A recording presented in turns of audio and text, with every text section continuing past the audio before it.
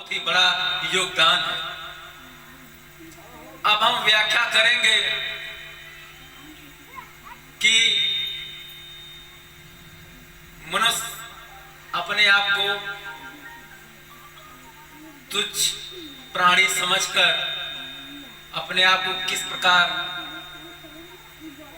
विनाश के रास्ते पर ले जा रहा है, अपने आत्मा को किस प्रकार बर्बाद कर रहा है। बंधुओं, आपने सुना होगा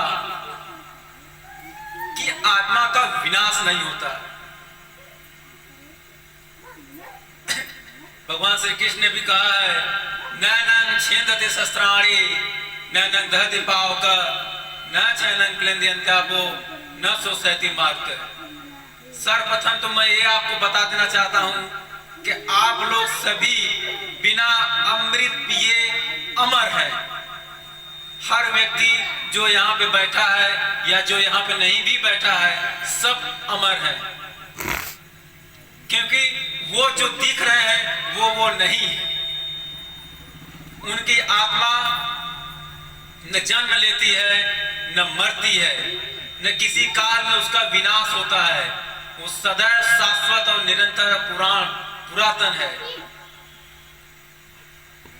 तो इस प्रकार आप तो सबसे पहले ये समझ लीजिए कि सभी लोग यहाँ पे अमर हैं। तो फिर हम किस प्रकार, जब आत्मा अमर है तो हम किस प्रकार अपने आप का विनाश कर रहे हैं।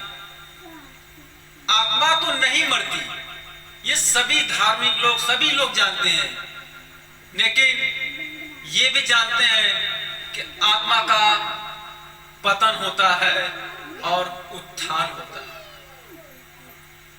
आत्मा के पतन से तात्पर्य कि जब हम कोई नेक कार्य करते हैं, अच्छे कार्य करते हैं,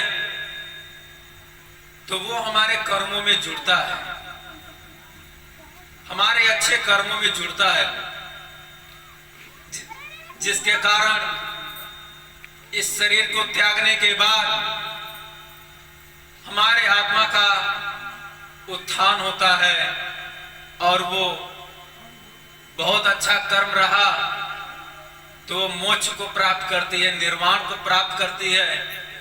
और अगर कुछ अच्छा रहा तो स्वर्ग में जाती है, स्वर्ग के सुखों को भोगती है, उसके बाद पुनः मृत्यु लोक में वापस आ जाती है। लेकिन आत्मा का विनाश या अवनति कैसे होती है?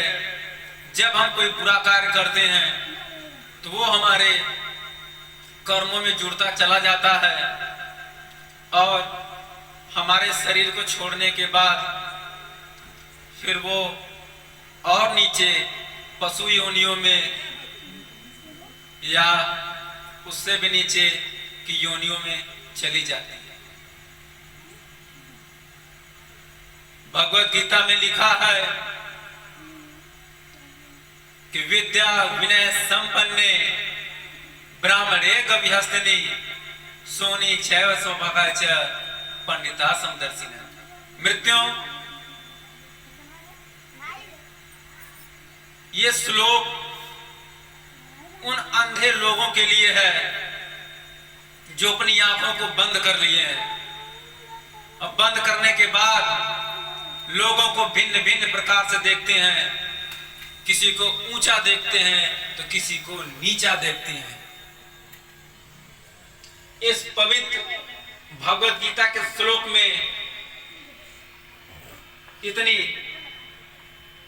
दुनियावी दृष्टिकोण में ज्ञान है कि हमें ये नहीं समझ में आता कि लोग क्यों नहीं इसे महसूस करते हैं और जीवन में अमल करते हैं। उन्होंने कहा कि एक शिक्षित व्यक्ति जो ज्ञानी है, वास्तव में ज्ञानी है, ढोंगी वाला ज्ञानी नहीं, जो वास्तव में ज्ञानी है, वो कभी भी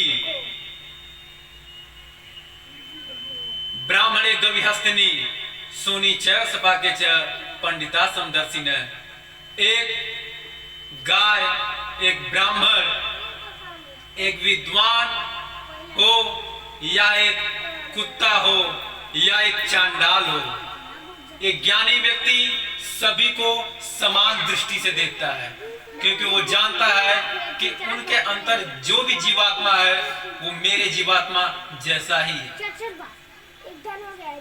मित्रों, आपको मैं बता दूं कि हो सकता है कि हम लोगों को भिन्न भिन्न नजर से देखते हैं, लेकिन एक कुत्ते को भी परमात्मा उसी नजर से देखते हैं जैसा हमें देखते हैं। बस उसके आत्मा का अवनति होने के कारण वो पशु योनि में चला गया है। और हम क्या अपने आत्मा का हम विनाश करने के लिए जन्म लिए हैं? हम अपने आंखों पे पट्टी कैसे बांध सकते हैं? हमारा शरीर बहुत ही अमूल्य है। एक कुत्ता चाह कर भी अच्छा काम नहीं कर सकता अपने आत्मा के उत्थान के लिए, लेकिन हमारे पास पूरा मौका है। हम चाहें तो अच्छा भी कर सकते हैं, बुरा भी कर सकते हैं।